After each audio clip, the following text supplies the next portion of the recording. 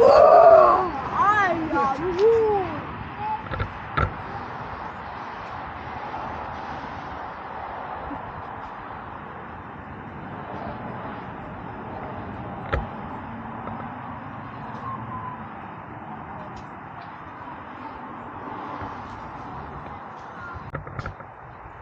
Gladiators, go with your horses. The attitude is kind of. I present you the African elephant. African elephant. Hello, elephant. I already know that elephant. African elephant. Everyone knows that elephant. I wish to see how it is to be in Africa. I always want to see how it is to be in Africa. Okay, looking is that. That's a beetle. That's a big centipede. Oh, a centipede. Baby centipede. Centipede. Yeah, centipedes will never be that long. Nothing else to see there. Yeah, We can go this way. Oh my god! On the move. That looks. Where is going that one? It might touch a bridge. Actually, look at the goddess of Romans. Who's afraid of the baddest spider in the world? The naughtiest, the baddest, Wow. the most dangerous spider in the world. I hope he doesn't.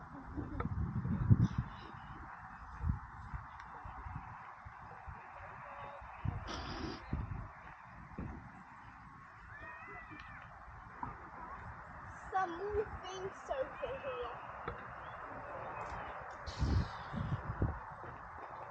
This is a bird. Birds on prey. Birds eat as prey like turtles or other things like fish when they're predators, but they don't eat something like lion. National anti-violence, be momentum. This one is made of guns and knives, Paul. Be monument. Oh wait. You see? Yeah, it's made of guns and knives. Pistols, yeah? Are they real pistols? They look like. I'm sure they are. Oh, broken. For sure. They're broken? Yeah. Oh wait, why did the people have to make them with knives and pistols? Because it's an anti-bee violence. A bee made out of violence. The space race, no, save the human race. That's an asteroid. A planet that's very, very far from our solar system is a planet called Kepler. And there's many types of Keplers. And the planets that are named Kepler are similar to the planets and look like Earth, but they're far away from the solar system. And lots of types of Keplers. Wait, this guy doesn't even have a face. Well, yes, he does, but he's a criminal. Not nice. Look at this jaguar here. Oh my god. Oh my god. That's so cool. That looks suspicious. Look at this one. Oh Approaching his back from the tree.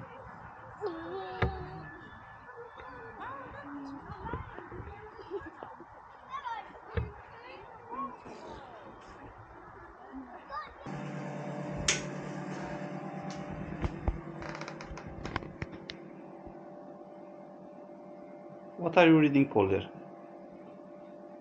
Reading some rules, The rules from the hotel. Ah, okay. Cool.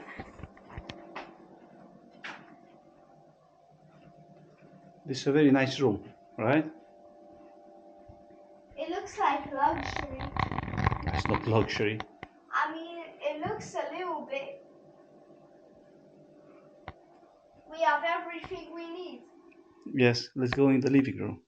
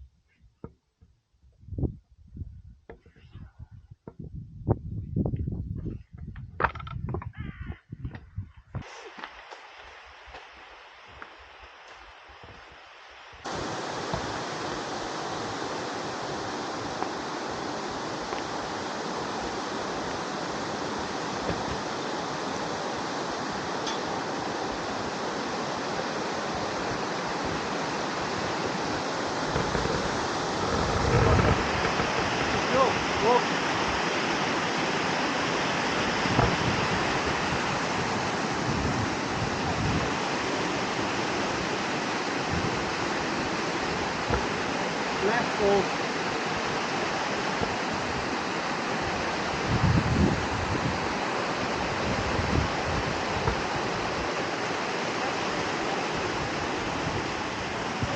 where are we?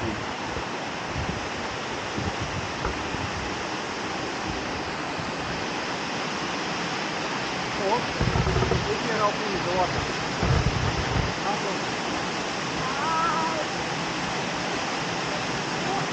This water looks like aqua.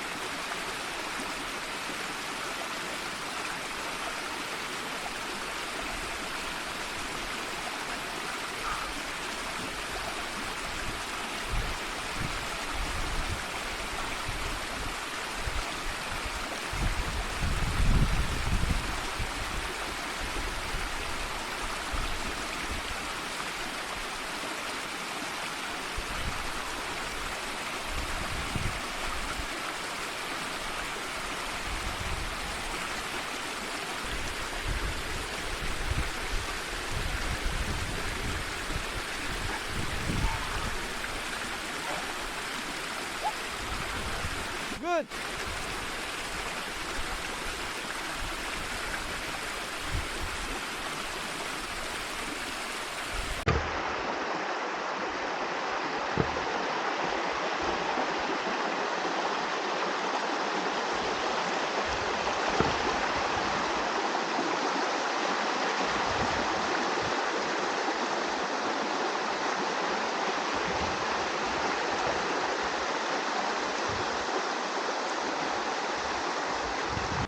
Paul's socks are dry.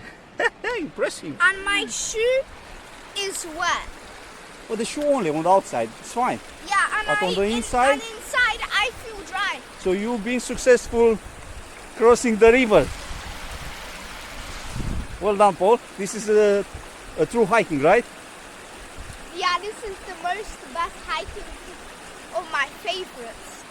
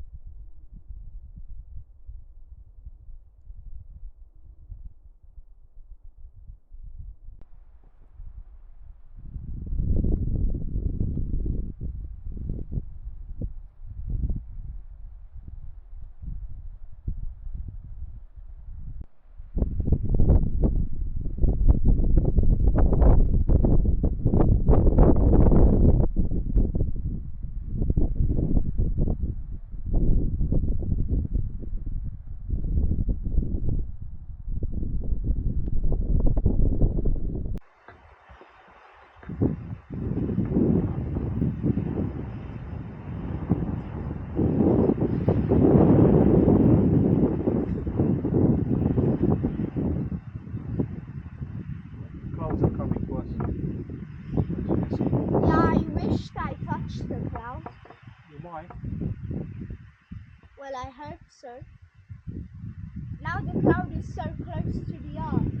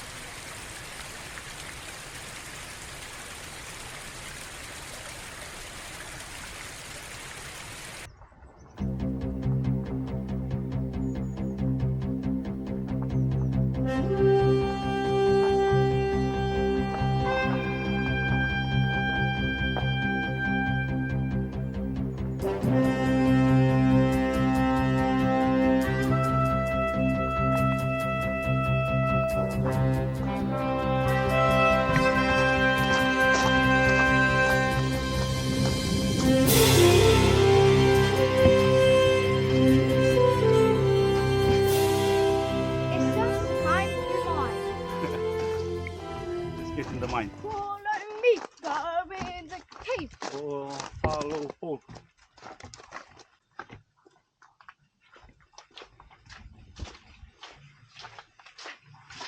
Get your lights on. Not yet.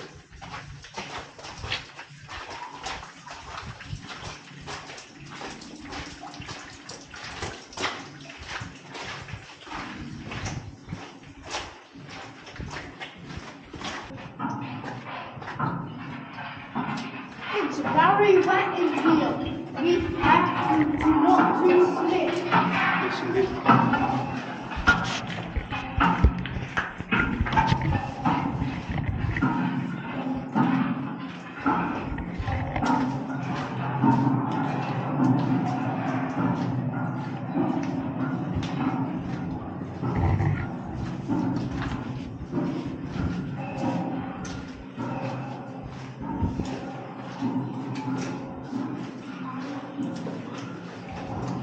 I'll show you the place to do mining, okay?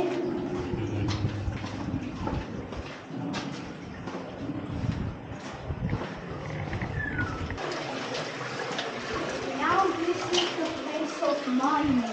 Congratulations. Now come with me. Let me show you how it is now. In here. Just to know how it looks like. Congratulations. New miner in here. Miner, because that's how miners are. Now come with me. This part of the month. Do you know, it's well over 100 years since we last explored this part of the month.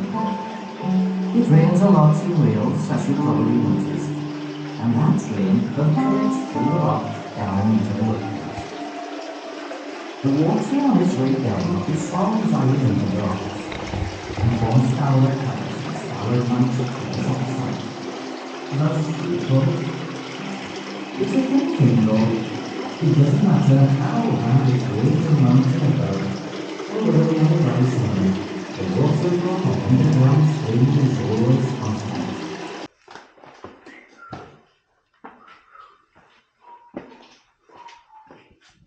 Ooh. Where is this going? Do we go? You first? You can watch. I'm first. I'm not so clear of this. I'm fearless at this thing. Okay. This is fun. Drink this job. Mining.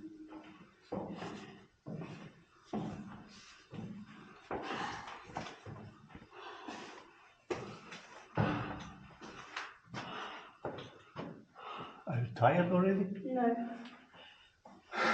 It's just because I'm doing my job. So I am.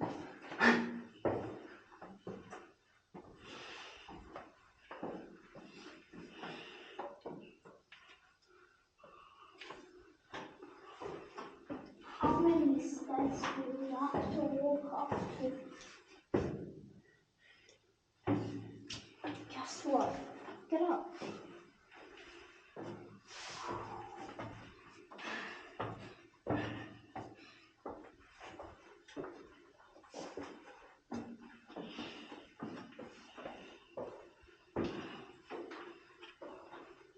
Our last steps. Here it is.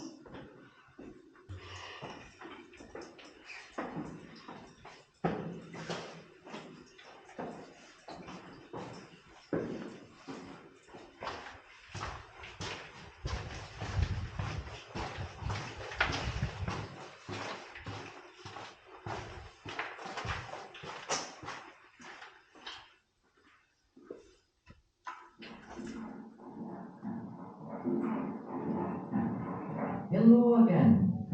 You've climbed a long way up the mineral vein, or lode as we call it. All this has been cut out by hand as the miners follow the copper ore. We're deep in the heart of the mountain, some 500 feet or 150 meters below the surface where the copper ore was probably first found. The principal copper ore mine here at Sucking was copper sulfide, chalcopyrite, which has a more brassy colour than iron pyrites or fool's gold. Richer copper ores such as the green malachite or blue azurite and the stunningly iridescent colour of peacock ore or bornite are also found. During the 1820 to 1850s, the ore was taken to the surface using a system of buckets, winches, chutes and tramways. To be sorted by size, handrest or cob, the ore being separated from the waste rock.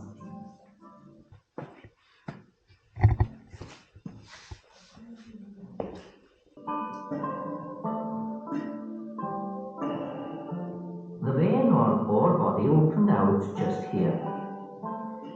There was, as I remember, a lot of copper found, and it was one of the most productive parts of the mine. The stoping carries on way above the timbering for another 75 feet, 23 meters, where it connects with yet more workings higher up in the mountain. The large bolts of timber are actually forming the timber floor of what we call the Victoria level, named after Her Most Gracious Majesty Queen Victoria. Uni, ti wedi blino nes y mis bron. Wyt neithiwr oedd y fan. Dwi'n nanad dam cyswllau. Ond mae'n rhaid dal o ti. O, mam yn ei ceg. O, mam. Dwi'n iawn. Aros, gad i ni weld. Aw! Fel yn ei ddeg i gael bod yn fan. O, mae'n y signi.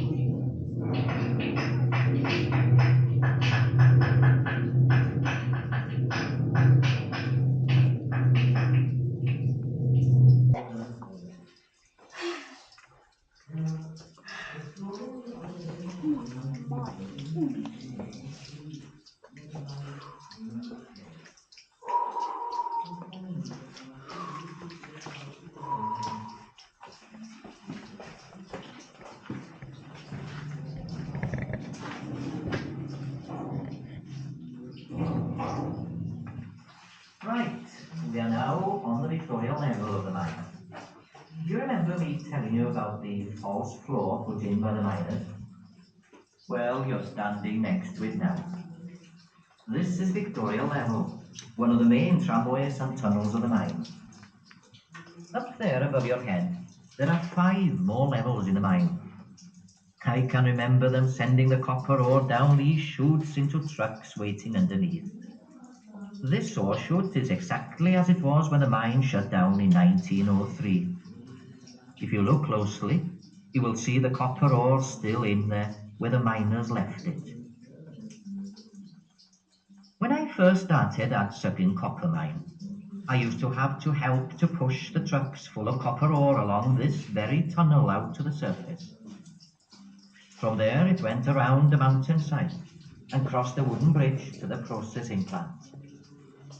Remember, there are many miles of passageways and tunnels in the mountain. It is so easy to get lost. If you find an old mine entrance, keep well away. I hope you enjoyed your visit underground to Snowdonia copper mine. Diolch yn fawr. Thank you for sharing my world for the world.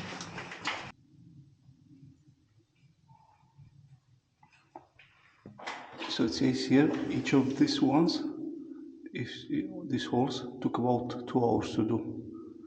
They were done by the miners.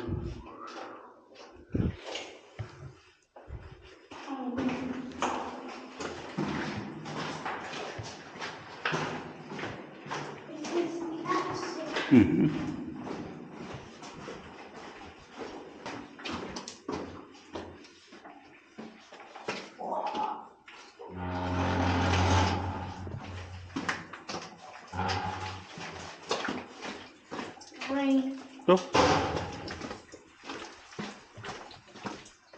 Wow, look at this relaxing place. Ain't this place relaxing? Yeah, is it?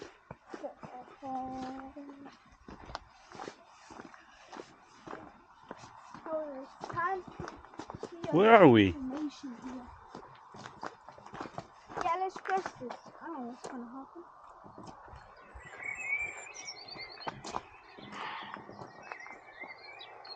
No more. Before you lies the beautiful Gwynant Valley. Some 75,000 years ago, during the Ice Age, it was filled with a glacier of slow-moving ice.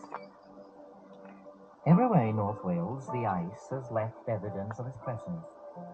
The U-shaped valleys of Llanberis, Padarn and Antrancon were once filled with ice, and scratches, glacial stria, caused by rocks trapped under the ice, cutting like files, have left deep scratches on many rocks in this area. As the climate became warmer at the end of the Ice Age, the glaciers retreated. Vegetation began to grow, and animals such as hyena, bear, and of course wolves began to inhabit the valleys. Immediately opposite this viewpoint lies Craig Wen, and to its right, Araran, rising to 747 metres at its peak. Snowdon, or Wyddfa, the highest mountain in Wales, lies between and behind the valley formed by the peaks Araran and Llywydd. Moel Shabod, at 872 metres high, can be seen to the extreme right-hand side of this breathtaking panoramic view. The peaks that surround you are the home of many tales of mystery and legend. One concerns Dinas Emrys, the island of dome-shaped rock situated in the shadow of Craig Wen, and was once the site of an ancient hill fort. The legend concerns King Arthur and the great wizard Merlin. During the reign of King Vortigern in the 5th century, in an attempt to stem the tide of Saxon invasion, the king decided to construct a fort on the hilltop. However, the foundations proved unstable, and the walls collapsed. Vortigern sent for the magician Merlin, who suggested that the earth below the proposed fortress be removed. When this had been done, a pool discovered underground was emptied, revealing 2 sleeping dragons, one white, one red. They woke and fought a fearsome battle until the white dragon was defeated and fled. Merlin told the king that this was a prophecy of the future, showing the sacred red dragon of Wales defeating the Saxon white dragon, a vision of the Celts driving the Saxons out of their land forever. The legend also tells us that this is why the red dragon appears on the Welsh flag. The view before you is virtually unchanged from the days when Suggin was a working copper mine. The miners emerging in the middle of winter would have had little time or inclination to appreciate the beauty of their surroundings. Put yourself in their place. Imagine for a moment emerging from the mine out into the winter darkness, wet, cold and tired. Wet clothes which froze on you as you walked, driving rain, fatigue. Those were the realities of working at Sabin. The pathway to your right will lead you back to the visitor centre. Thank you for visiting us at Sabin Copper Mine. And don't forget, tell your friends of the warm welcome that awaits them in the heart of Snowdonia. Yes. Hwyl fawr, a gobeithio'n wir y cawn i'ch gweld chi eto. We bid you farewell, and we do hope that we'll see you again soon.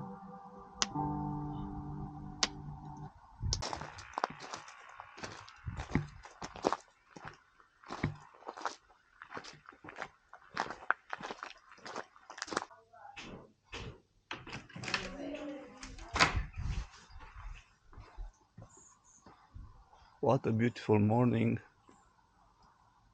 in Snowdonia.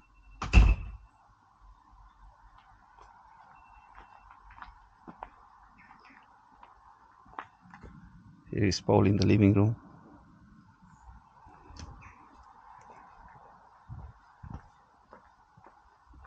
We're getting ready to go home. But today is another day that we'll spend in the mountains visiting places.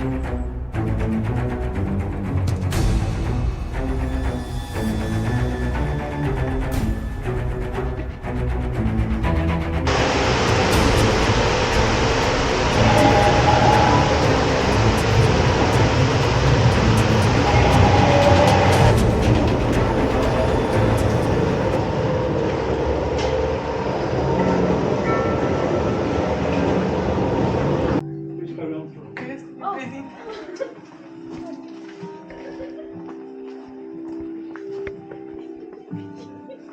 Who are they?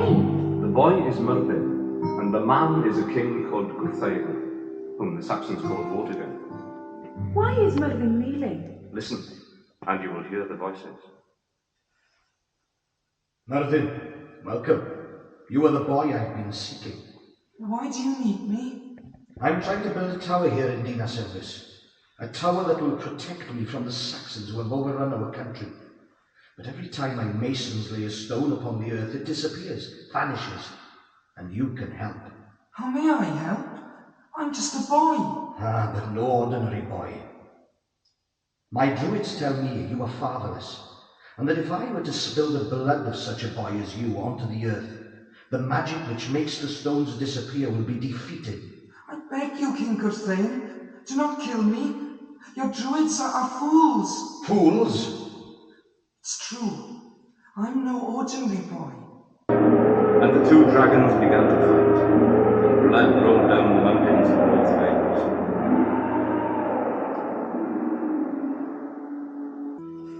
Now this Briton was king of North Wales, and he wore a cloak made from the beards of 28 kings of Britain whom he had defeated in battle. Who dares disclose the head of Bran the Blessed? I, Arthur, King of Britons, dare disclose the head of Bran the Blessed. Whoever discloses my head must hear my story.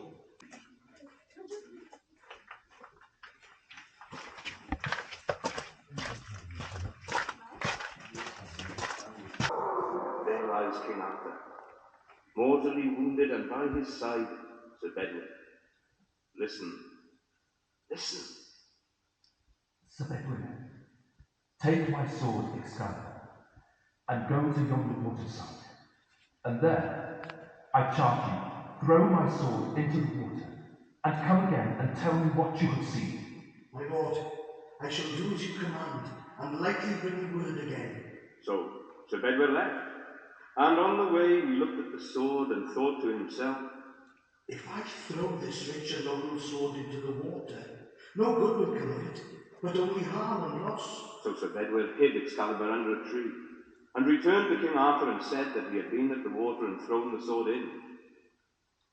What saw you there? Sir, I saw nothing but waves and wings. And by his words Arthur knew he was lying, and urged him back to throw Excalibur into the water. Still Sir Bedwin could not, but on the third time of Arthur's command, he lightly took up the sword and threw it into the water as far as he might.